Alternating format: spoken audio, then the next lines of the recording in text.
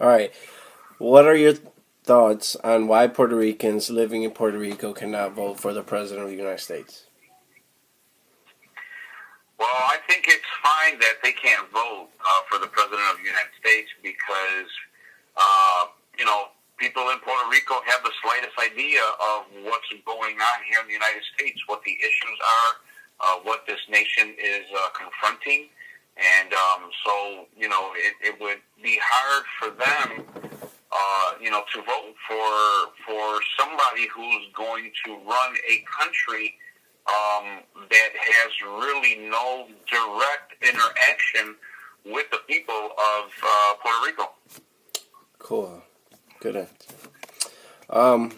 My second question is, if and when Puerto Rico becomes a state of the United States, what are some benefits that United States will get from Puerto Rico?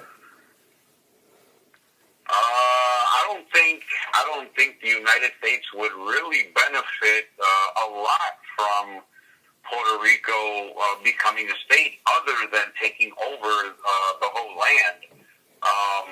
But there's nothing, United States controls everything right now. So the only thing that can come into Puerto Rico and go out from Puerto Rico is through the United States. And they have a stronghold on what comes in and goes out. So, what are they going to benefit from other than Puerto Rico becoming a state, and they just gain all that land, and maybe what they can tap into,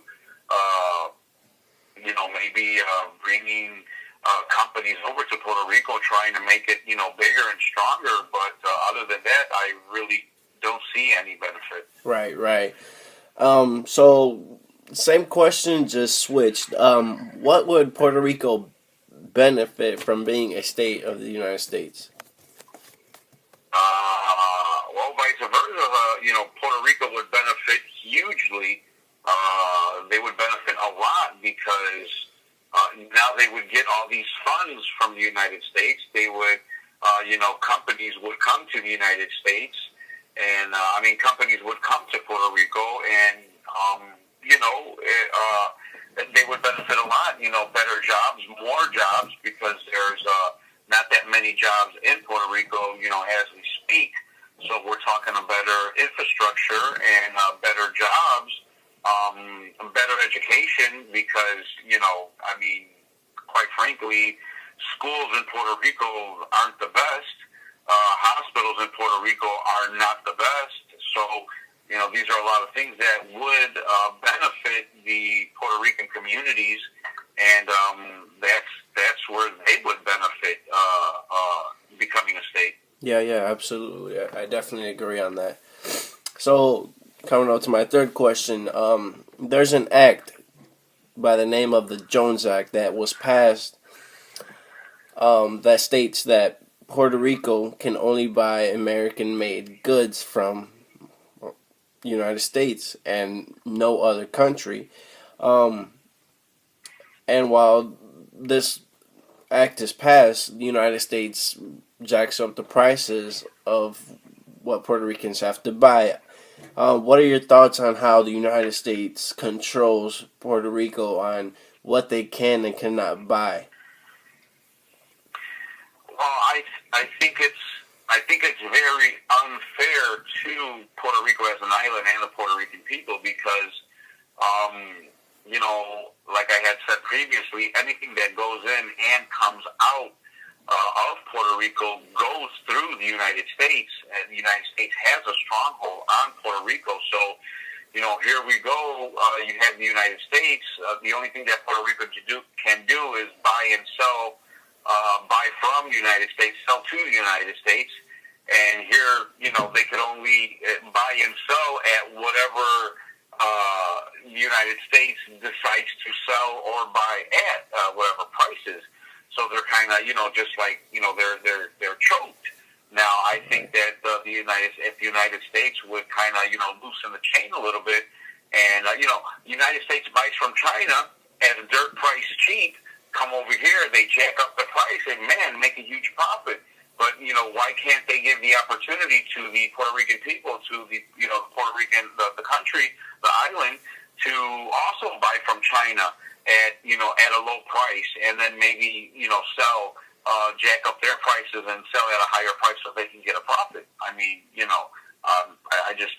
fair. Right, for sure, and even more so when Puerto Rico is so many billions and dollars in debt, where they can't make a profit whatsoever when they have to pay a lot for what they have to buy and sell it for like you said dirt cheap because don't nobody in Puerto Rico can afford the stuff that they're selling. So Exactly. that comes up to my fourth question is Puerto Rico is $72 billion in debt, and Puerto Rico does not get funded like other states do in the United States. What may be some ideas that you can come up with that can help or fix this issue and help Puerto Rico get out of debt? Or, in other words, what can Puerto Rico and United States negotiate on, helping Puerto Rico not be such in debt? I don't think there's much Puerto Rico can do because once again they've got their hands tied. They have only one entrance and one exit, if you want to say it that way. Their hands are tied. There's really nothing that Puerto Rico can do within themselves to pay off this deficit, to pay off this huge amount of what they owe. So, therefore, the United States continues to just have that stronghold over them because, really, if they can't go outside of the United States and buy and sell, what else can they do? They can't. There's nothing. There's nothing that I can think of humanly possible that Puerto Rico can do to find a way to pay off what they owe. Mm-hmm. Yeah, for sure. So my fifth question is every couple of years Puerto Rico votes on being a state of the United States. They have yet been able to get enough votes to become a state. Why hasn't Puerto Rico, become a state yet? Is it because of pride, or is it because they think they could do it without the United States help? They could Puerto Rico can how do I say this? Puerto Rico has enough resources to help Puerto Rico out by itself. I don't think it's pride. Definitely, Puerto Rico does not have all the resources to maintain itself. Puerto Rico back in the day used to be very agricultural.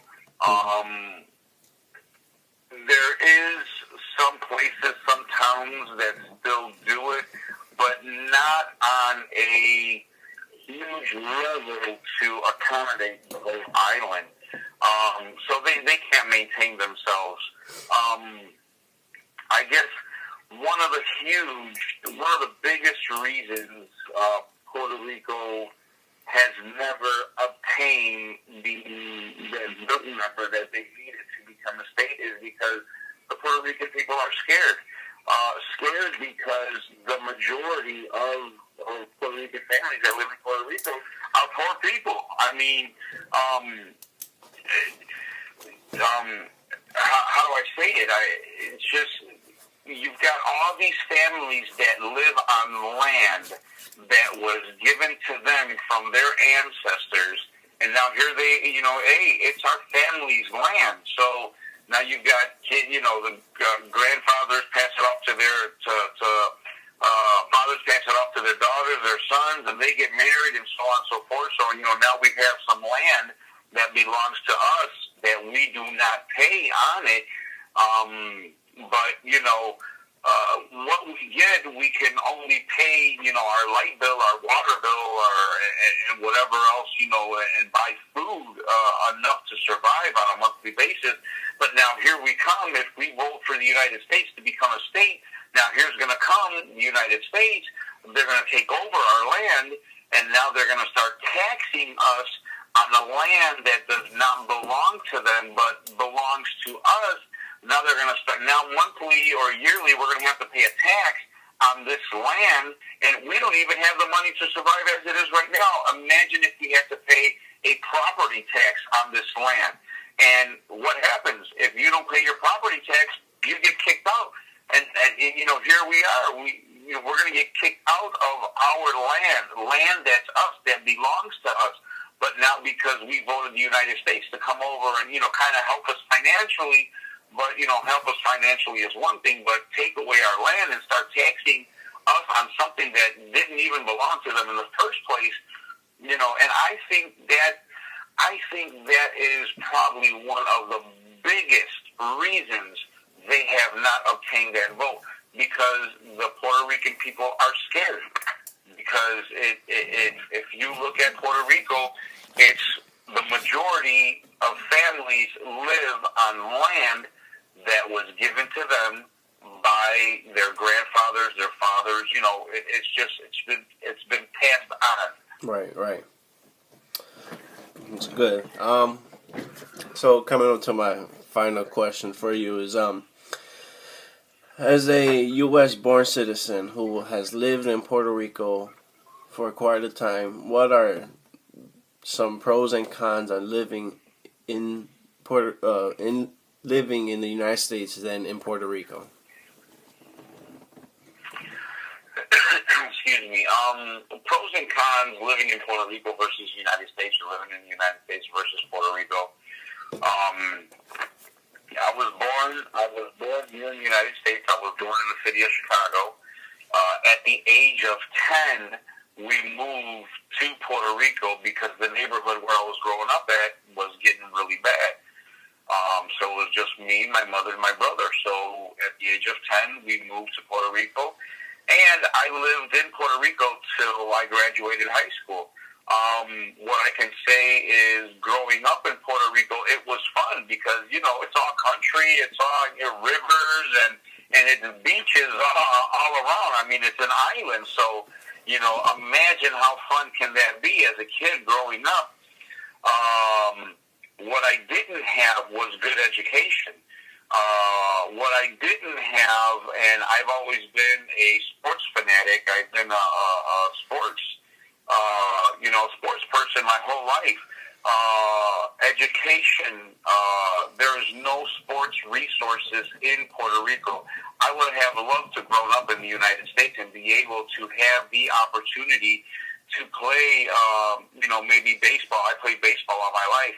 I would have loved to have the opportunity to play baseball maybe on a college level or a high school level, or something that maybe would have taken me a little bit farther. I love football, basketball. To be able to go to college and maybe, I'm not saying I was the best player in the world, but, you never know. With the right coaching, just have that opportunity to go to a college, and not even if I couldn't get a scholarship for to play basketball or play whatever in college, but just have the opportunity to go to a good college.